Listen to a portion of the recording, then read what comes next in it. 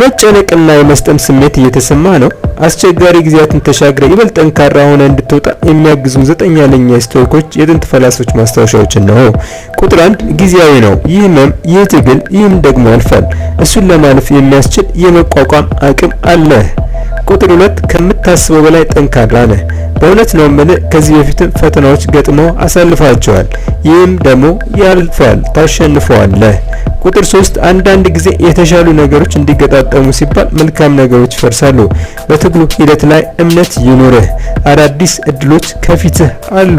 ቁጥር 4 በዚህ ዓለም ላይ አንተ ታስፈልጋለህ። ራስህን በምትጠራጠርበት ጊዜ እንኳን ያንተን ልዩ እይታና አስተዋጽኦ ትልቅ ዋጋ አላቸው። ቁጥር 5 ምስጋናን ተለማመድ። በተበላሹ ነገሮች ላይ ብቻ ከማተኮር ይልቅ አሁን በህይወት ውስጥ ስላሉ መልካም ነገሮች ለማመስገን ጥቂት ጊዜ ውሰድ። ቁጥር 6 ህይወት 10% የሚገጥሙ ነገሮች ሲሆኑ 90% ግን ለነዚያ ነገሮች የምትሰጣቸው ምላሽ ነው። ምላሽን መቆጣጠር ትችላለህ። ያ ያንተ ትልቅ ድብቅ ኃይል ወይም ሱፐር ፓወር ነው። ቁጥር 7 ራስህን ተንከባከብ። አካላዊና ስሜታዊ ደህንነትህ ድርድር የማይደረግባቸው ዋና ነገሮች ናቸው። ለረፍትና ለራስህ ርህራሄ ቅድሚያ ስጥ። ቁጥር 8 ትናንሽ ግቦችን አስቀምጥ። እያንዳንዱን ድል አክብር።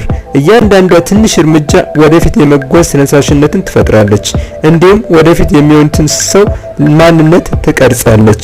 ቁጥር 9 እያንዳንዱ እቅፍ ወይም ውድቀት ለላቀ ነገር መዘጋጃ ነው። እድገት ብዙ ጊዜ ከፈተናዎች እንደሚመጣ እመን። ዛሬ ከነዚህ ማስታወሻዎች ውስጥ ያንተን ልብ የነካው የትኛው ነው?